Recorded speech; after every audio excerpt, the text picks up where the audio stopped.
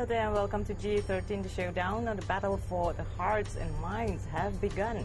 How is the sentiment out there, especially among the rural Malays and urban Chinese? With us to tell us more is Tukang Cerita himself, or storyteller Karim Raslan. Welcome. Thanks very much, Anne. You have crisscrossed the country. What is the mood out there? Well, actually, to be frank, as I was shooting for Cerita Malaysia with Awani, we weren't really after the political story. So it's only now I suddenly go, oh my gosh, we didn't ask, Bang Rosli in Kuala Kedah what political party he supported, what he was doing. We were out there really getting their stories, how they've grown up, how much money they make per day as a fisherman, somebody manning a stall in Temelloh. So really we were listening to their stories and the challenges they face on a daily basis. If you're Iban, such as Sija from outside Cebu, the problems of documentation, getting an IC, the brother and sister in Keningau, one, the Ustaza sister, the brother was a father, Roman Catholic priest. So it's like ordinary lives. So actually I suddenly realized, for me, who normally write just about politics, it was actually extremely rewarding, far, far more satisfying than any of the political coverage I've done. Wow. And more than that, I kind of realized we have to trust to the goodwill and the enormous good sense of the Malaysian people. I should add that one of the last episodes I did was in Selayang. It was actually at my driver's Rumah Pangsa, low-cost flats. They have 2 blocks of apartments, and apartments really, they're flats, low-cost. And the developers failed, and finally the residents themselves, there are 480 units, they had to take over and manage the blocks for the kebersihan, the water, the electricity. And it's like 70% Malay, 30% Indian, Chinese, others, some rented out.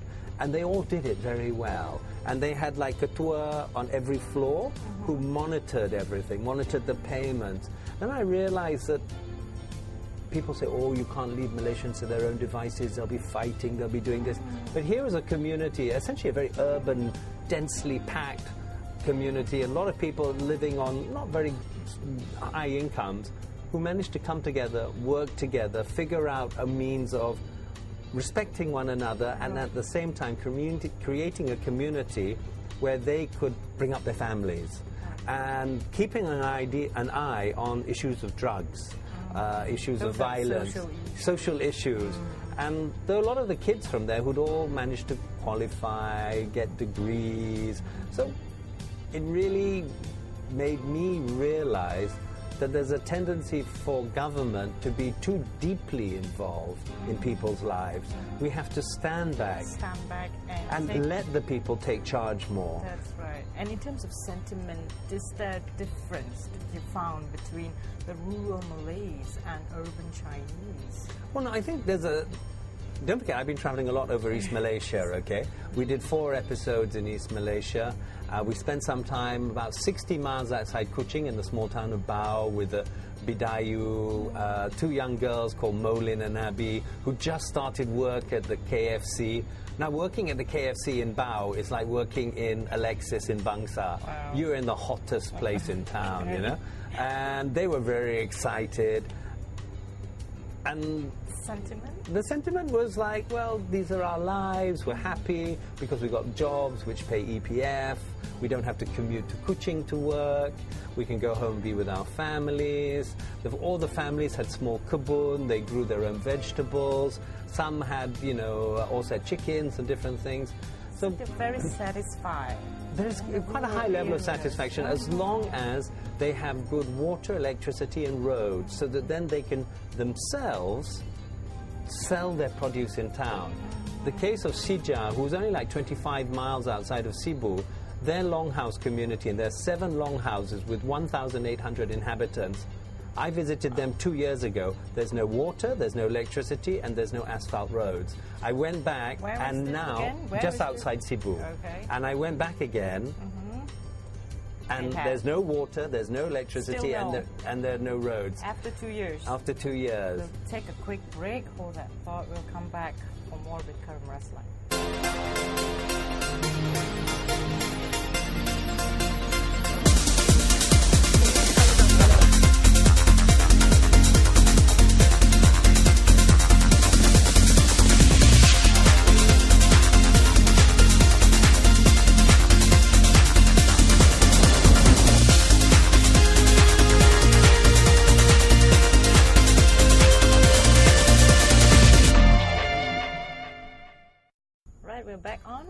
Karim Raslan. A very interesting story. What was the most interesting, perhaps, that you have actually come across? Okay, without a doubt, it was spending time with the brother and sister, Dusun brother and sister, the Dakuns in Keningau. The brother is a Catholic priest, and the sister is an ustazah.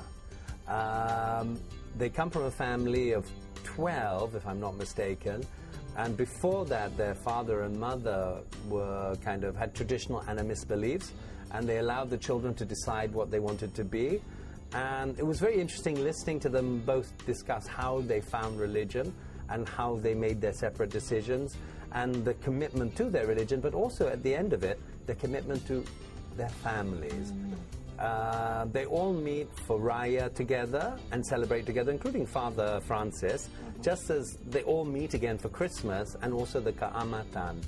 And that, I think, struck me as perhaps the most important message, if there was any message I could bring from the journey, which is that these religious differences, if one family can bridge them, why can't we as a country?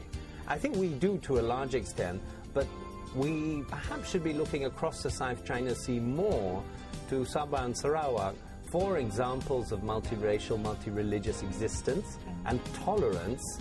More in Sabah or Sarawak? Sabah and Sarawak definitely much more so than the Peninsula. The Peninsula were very hardened in our views. We're very categorical.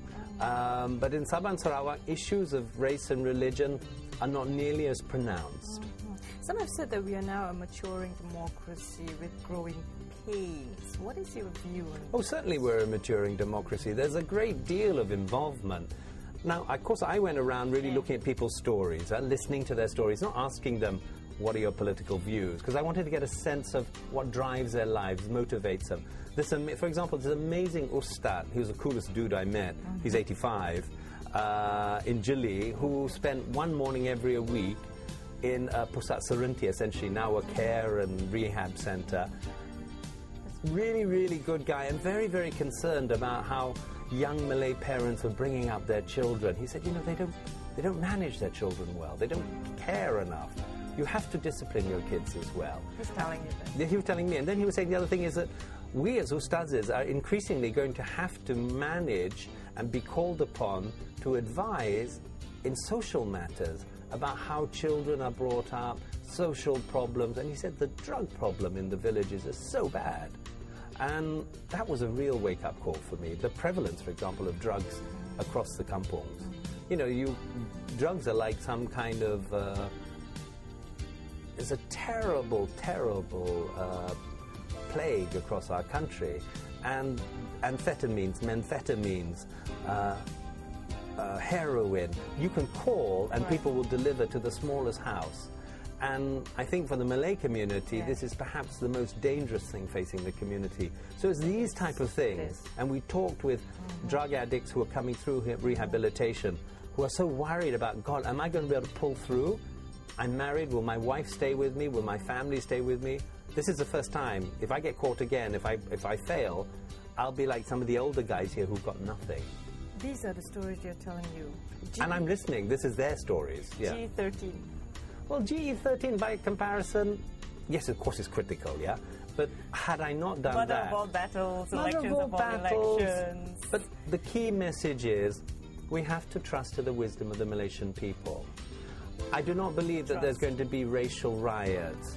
I am very, very unhappy when I hear our senior leaders talking like that, saying there'll be racial riots, there'll be trouble. What we've got to do is trust to the wisdom of the Malaysian people. I've been into the inner urban centres, and frankly, Malaysians are so sensible. I go to the kampungs and people are struggling to live there, but they're also struggling against really modern problems. Drug addiction, the prevalence of amphetamines, methamphetamines, pil kuda. These are the real issues which are never mentioned. Right. Quick comparison with Indonesia. Quick one. Wow, Indonesia is democracy to the nth degree. Straight after this, and really Indonesia is where I work. I'll be, May the 5th I finish, I'm on Astro for the night. May 7th I'm back down there again. We will be rolling into the Indonesian elections, which come in 2014, legislative and presidential. And actually, there's a very big, important gubernatorial election in the province of Jawa Tengah, I'll just tell you, Jawa Tengah has 38 million population, and that provincial election is bigger than Malaysian. And so I know a number of the candidates, so I'll be following them. So my life doesn't change. I'm always on the ground following people, observing people, listening to people. In fact, my teams are already in Semarang, in Solo, in Banyumas, checking things out. Thank you so much. My pleasure. Thanks very much. Karim Raslan, who is storyteller, you just heard his stories, and he's also a star columnist. He's been on GE13 Showdown. And as he said, trust in Malaysia. Trust to the wisdom of the Malaysian people. That's right. Thank you so much for your time. I'm Anna Edwards. Bye-bye.